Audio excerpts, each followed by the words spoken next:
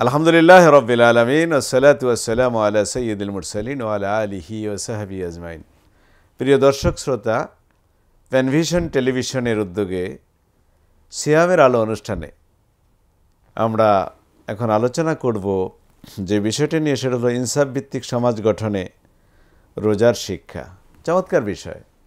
আসলে আমাদের ইনসাফ প্রতিষ্ঠা করতেই হবে সমাজ এবং রাষ্ট্রে, এবং ইনসাফ প্রতিষ্ঠার জন্য কোরআনে ভুরি ভুরি জায়গায় বলা হয়েছে, এ দেলুহু আকরাবুল ইত্তাকওয়া, তোমরা ইনসাফ প্রতিষ্ঠা করো, কারণ এটা তাকওয়ার খুব কাছাকাছি একটি বিষয়। আবার আল্লাহ তাআলা বলেছেন, ইন্নাল্লাহা ইয়ামুরু বিল আদলি ওয়াল ইহসান, আল্লাহ তাআলা নির্দেশ করছেন আদল প্রতিষ্ঠার জন্য, ইনসাফ। এবং আমরা জানি যে ইনসাফ এটাও আরবি শব্দ, মানে সমান সমান করে দেয়া। আরেকটি আরবি শব্দ হলো আদল। আদল মানে হলো যথাস্থানে যথাযুক্ত জিনিসটি রাখা, আর এর বিপরীত হলো জুলুম। আর রাসূল সাল্লাল্লাহু আলাইহি ওয়াসাল্লাম বলছেন, আয-যুলুমু যুলুমাত ইয়াউমাল কিয়ামা, জুলুম কিয়ামতের দিন অন্ধকারে পর্যবেসিত হবে। বিধায় আমরা যদি আমাদের দুনিয়ার জীবনকে সুন্দর করতে চাই, পরকালকে সুন্দর করতে চাই, পরকালকে আলোকিত করতে চাই, জুলুম থেকে দূরে থাকতে হবে। আর জুলুম থেকে দূরে থাকতে হলে আমাদেরকে সর্বত্র আদল করতে হবে, ইনসাফ করতে হবে, জাস্টিস প্রতিষ্ঠা করতে হবে। এবং আমি মনে করি যে রমজান একটা মোক্ষম সুযোগ ইনসাফ প্রতিষ্ঠার জন্য। আমি তো মনে করি রোজা আসার কারণেই আমি আমার শরীরের উপরে ইনসাফ করতে পারতেছি। সারা বছর প্রচুর খাচ্ছি, এবার একটু শরীরকে নিষ্কৃতি দিচ্ছি খাদ্যের এই চাপ থেকে। আমার এই যে ভিতরে যে মেশিন আছে, খাদ্য হজম করার যে মেশিন, সেটাকে আমি একটু ইনসাফ করতেছি, একটু হালকা করে দিচ্ছি। সারা বছর তো সে হজমের কাজে ব্যস্ত থাকে, এই রমজানে আমি তাকে একটু বিশ্রাম দিচ্ছি, এটাও ইনসাফ। আবার আমরা যে সব কিছুর কিন্তু জাকাত আছে, জাকাতও কিন্তু একটা ইনসাফ, মানে ধনীর সম্পদ গরিবের মধ্যে দিয়ে দেওয়া, এটা একটা ইনসাফেরই লক্ষণ। এই জন্যই আল্লাহ তাআলা বলছেন, কায়লা ইয়াকুন আদুলাতাম বাইনা আগনিয়া মিনকুম, সম্পদ যেন শুধুমাত্র তোমাদের ধনীদের মধ্যে আবর্তিত না হয়, ঘুরে ফিরে যেন ধনীদের মধ্যে সম্পদ না থাকে। তার মানে ইসলামের প্রত্যেকটা ইবাদতের মধ্যে আপনি ইনসাফ দেখবেন। ইভেন আমাদের শরীরের যে গঠন, এইটার মধ্যে যদি ভালো করে তাকাই দেখবো আল্লাহ তাআলা ইনসাফ দিয়ে রেখেছেন। তার মানে যেখানে যে অঙ্গটি স্থাপন করা দরকার, যেটা যতটুকু থাকা দরকার, ঠিক আল্লাহ তাআলা সেভাবে ইনসাফ করে আমাদেরকে দিয়েছেন।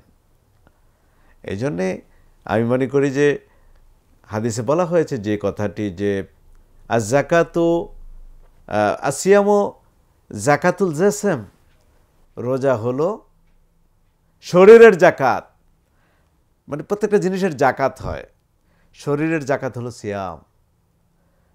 আবার আল্লাহ রাসূলই বলছেন যে সুমু ওয়া তাসিহু, রোজা রাখো এবং সুস্থ থাকো। দেখেন কি ইনসাফ আল্লাহর সৃষ্টির মধ্যে, আল্লাহর সিস্টেমের মধ্যে। এই জন্যে সমাজের মধ্যে, রাষ্ট্রের মধ্যে যদি আদল আনতে চান, ইনসাফ প্রতিষ্ঠা করতে চান, আর ইনসাফ মানে হলো যার যতটুকু পাওনা ততটুকু দিয়ে দেওয়া।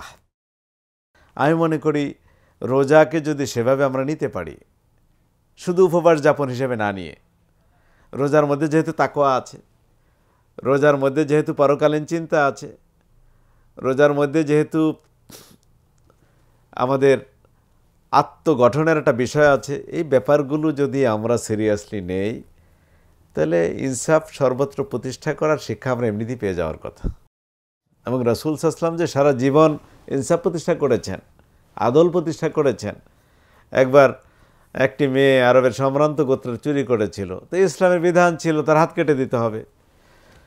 যেহেতু সম্ভ্রান্ত গোত্রের, এই জন্য অনেক সুপারিশ আসলো, তদবির আসলো, কিন্তু রাসূল এক পর্যায়ে বললেন যে লাউ সারাকাত ফাতেমা বিনতে মুহাম্মদ, যদি চুরি করত মুহাম্মদের কন্যা ফাতেমা, তারপর আমি হাত কেটে দিতাম। এটা হলো ইনসাফ। আর ইনসাফ প্রতিষ্ঠিত হলে সে সমাজে আল্লাহর গজব কম আসে না। এবং আল্লাহর গজব আসার যত কারণ আছে, তার মধ্যে অন্যতম হলো কোনো সমাজে যখন আদল থাকবে না, ইনসাফ থাকবে না, ন্যায় বিচার থাকবে না, সুষ্ঠু বন্টন থাকবে না, যার যার জায়গা থেকে সার অধিকার পেয়ে যাবে না, সেটা হলো একটা জুলুমের সমাজ। আর আমি তো একটু আগেই বলেছে যে মাজলুমের আর্তনাদ আল্লাহর কাছে গ্রহণযোগ্য হয়, এবং হাদিসে আছে মাজলুমের আর্তনাদ আর আল্লাহর মধ্যে কোনো হিজাব নাই, কোনো দূরত্ব নাই। এই জন্যে আমার নিজের অস্তিত্বের জন্যেই, আমাদের সমাজ রাষ্ট্রের সৌন্দর্যের জন্যেই, পরকালীন মুক্তির জন্যেই আমাদেরকে আদলের সাথে থাকতে হবে। এবং এই ইনসাফ কি শুধুমাত্র রাষ্ট্র করবে? না, ইনসাফ একজন শিক্ষকও তার শিক্ষার্থীদের মধ্যে ইনসাফ করার বিষয় আছে, একজন ব্যক্তি তার সময়ের মধ্যে ইনসাফ করার বিষয় আছে, যে সময়কে কীভাবে ম্যানেজ করবে। এবং আমরা তো জানি রাসূল সাল্লাল্লাহু আলাইহি ওয়াসাল্লাম বলেছেন যে 7 ব্যক্তি হাশরের মাঠে আল্লাহর ছায়া পাবেন, যেদিন আল্লাহর ছায়া ছাড়া কোনো ছায়া থাকবে না। প্রথম গ্রুপটাই হলো ইমামুন আদিলুন, এমন শাসক, এমন ইমাম যিনি ন্যায় বিচারক। তো চলুন আমরা রোজার শিক্ষাকে কাজে লাগিয়ে আমরা আমাদের সমাজ এবং পরিবারের, রাষ্ট্রের প্রত্যেকটা পর্যায়ে যাতে করে ইনসাফ প্রতিষ্ঠা করতে পারি, সে শিক্ষা নেই। এবং সে শিক্ষা নেওয়ার প্রচুর এলিমেন্ট, অনুষঙ্গ রমজান এবং সিয়ামের মধ্যে রয়ে গেছে। আমরা যদি আসলে ইবাদতগুলিকে বহুমুখী কাজে লাগানোর জন্য এভাবে চিন্তা করি, আমাদের সমাজ সুন্দর হতে বাধ্য। আলহামদুলিল্লাহ, অনেক ক্ষেত্রে আমাদের সমাজ সুন্দর হয়েছে, আরও সুন্দর করতে হবে, সুন্দরের কোনো শেষ নেই। এবং ইনসাফ ছাড়া, জাস্টিস ছাড়া, আদল ছাড়া, ন্যায় বিচার প্রতিষ্ঠা ছাড়া আল্লাহর দরবারে দাঁড়ানো যাবে না, এবং মানবতাও মুক্তি পাবে না। মাজলুম লোকের আর্তনাদ চলতেই থাকবে, আর মাজলুমের আর্তনাদ যতদিন চলবে সেখানে রহমত বর্ষিত হয় না। তো আল্লাহ তাআলা আমাদেরকে বিষয়গুলি বোঝার তৌফিক দিন, দুনিয়ার জীবনে আমাদেরকে কামিয়াব করুন, পরকালীন জীবনে আল্লাহ তাআলা আমাদেরকে নাজাত দিন, আমাদের জীবন যেন ইনসাফময় হয়, সেই কামনা করে, সেই দোয়া চেয়ে শেষ করছি। আসসালামু আলাইকুম ওয়া রাহমাতুল্লাহি ওয়া বারাকাতুহু।